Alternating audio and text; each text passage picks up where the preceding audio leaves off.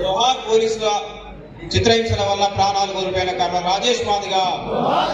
జోహార్లో పోలీసుల చిత్రహింసల వల్ల ప్రాణాలు కోల్పోయిన కర్నల్ రాజేష్ మాదిగా అరెస్ట్ చేయాలి. పోలీసులను వెంటనే సస్పెండ్ చేయాలి. చిలుకూరు ఎస్ఐ సురేష్ రెడ్డిని వెంటనే సస్పెండ్ చేయాలి. చిలుకూరు ఎస్ఐ సురేష్ రెడ్డిని వెంటనే సస్పెండ్ చేయాలి. చిలుకూరు ఎస్ఐ సురేష్ రెడ్డిని వెంటనే సస్పెండ్ చేయాలి. చిలుకూరు ఎస్ఐ సురేష్ రెడ్డిని వెంటనే చేర్చాలి. కోదాడ గత డిఎస్పీ శ్రీధర్ రెడ్డిని ఏత్రిగా వెంటనే చేర్చాలి. ఈ కేసులో ఏత్రిగా గత డిఎస్పీ శ్రీధర్ రెడ్డిని వెంటనే చట్టపరమైన చర్యలు తీసుకోవాలి. సూర్యాపేట ఎస్పీ పై వెంటనే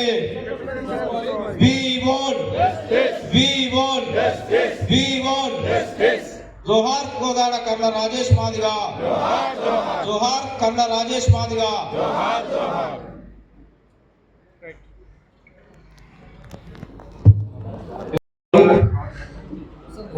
పోలీసులు పెట్టిన చిత్రహింసల వల్ల మరణించడం జరిగింది.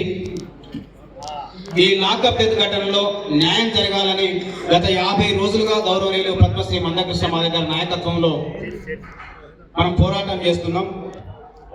ఈ పోరాటాన్ని మరింత ముందుకు తీసుకెళ్లే క్రమంలోనే ఈ రోజు రాష్ట్ర కార్యవర్గ సమావేశాన్ని నిర్వహిస్తున్నాం. ఈ కార్యక్రమాన్ని ప్రారంభించుకునే ముందు ఒక 2 నిమిషాలు కర్నల్ రాజేష్ మాదిగ గారికి మౌనం పాటించి నివాళులు అర్పిద్దాం. అందరూ దయచేసి లేచి నిశ్శబ్దంగా కూర్చొని ప్లీజ్ నిశ్శబ్దం పాటించండి. కుర్చీలు అన్ని జరపకండి.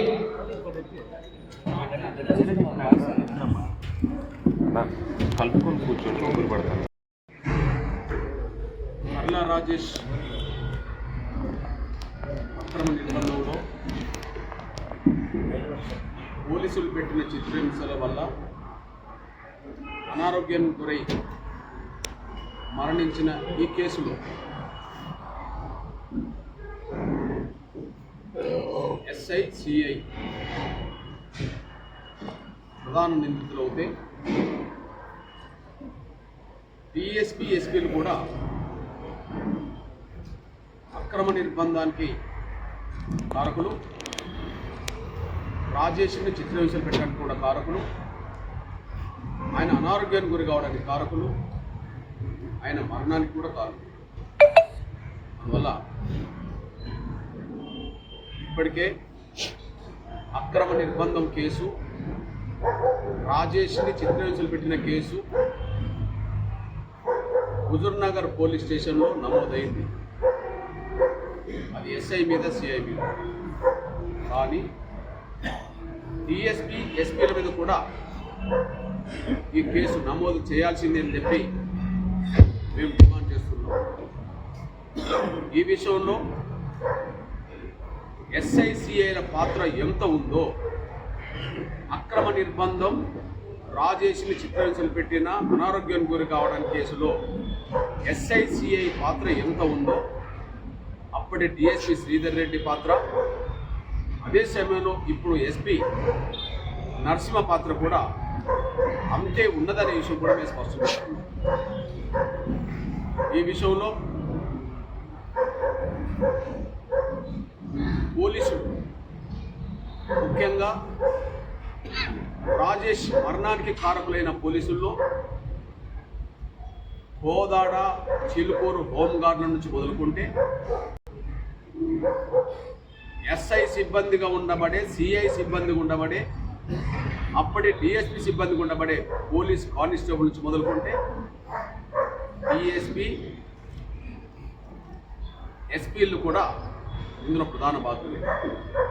ఒక మాటలు చెప్పాలంటే హోంగార్డ్ నుంచి మొదలుకొని, కానిస్టేబుల్ మొదలుకొని ఎస్ఐ, సిఐ, డిఎస్పీ, ఎస్పీలు కూడా రాజేష్ మరణానికి ప్రధాన బాధ్యత వహించారు. తప్పదు.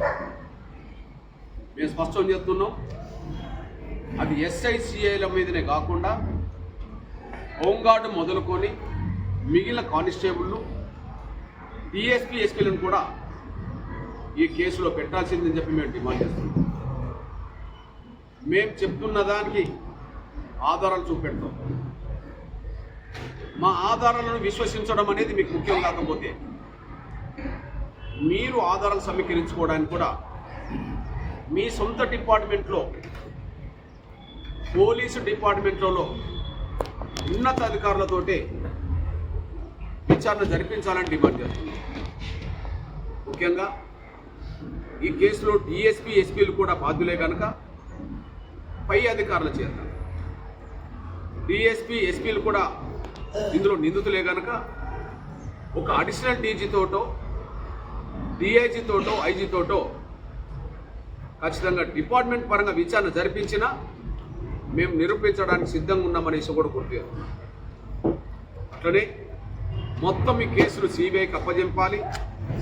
మొత్తం ఈ కేసును హైకోర్టు సిట్టింగ్ జడ్జితోటైనా నిర్వహించాలి, విచారణ జరిపించాలి. మేము మీ డిపార్ట్మెంట్ విచారణ ఉన్నతాధికారులు చేసినా నిరూపిస్తాం, మీరు హైకోర్టు సిట్టింగ్ జడ్జితో చేసినా నిరూపిస్తాం, మీరు సిబిఐతో జరిపినా నిరూపిస్తాం. ప్రభుత్వమేమో సిబిఐ సిట్టింగ్తో జడ్జితో విచారణ జరిపించే బాధ్యత తీసుకోవాలి. ఇక్కడ డీజీపీ అడిషనల్ డీజీతో లేదా ఎస్పీ కంటే పై అధికారులు అనబడుతున్న వాళ్ళతోటి విచారణ జరిపించడానికి సిద్ధంగా ఉండాలని చెప్పి నేను డీజీపీ గారికి విజ్ఞప్తి చేస్తున్నాను. అందులో ముఖ్యంగా ఇక్కడ డిఎస్పీ సెలవులో ఉన్నారు ఆ కాలంలో అని చెప్పి ఎస్పీ గారు మాట్లాడుతున్నారు. అప్పటి శ్రీధర్ రెడ్డి గారు డిఎస్పీ సెలవులో ఉంటే మరి ఆయన ఆదేశాలు లేకుండా ఆయన పరిధిలో, ఆయన ఆధ్వర్యంలో పనిచేసే కానిస్టేబుళ్ళు ఈ అక్రమ నిర్బంధంలో ఉన్నారనే విషయం ఆయన ఐడి పార్టీకి సంబంధించిన వాళ్ళు ఈ అక్రమ నిర్బంధం కేసులో వాళ్ళు ఉన్నారు. ఆయనకు తెలియకుండా వచ్చారా, ఆయనకు తెలియకుండా తీసుకెళ్లారా అనే విషయం అప్పటి డిఎస్పీ జవాబు చెప్పాల్సిన బాధ్యత ఉంది. అదే సమయంలో రాజేష్ మరణించే నాటికి డిఎస్పీ గారు విధిలోకి వచ్చేశాడు. రాజేష్ మరణించే నాటికి డిఎస్పీ విధుల్లోకి వచ్చేశాడు, డ్యూటీలోకి వచ్చేశాడు.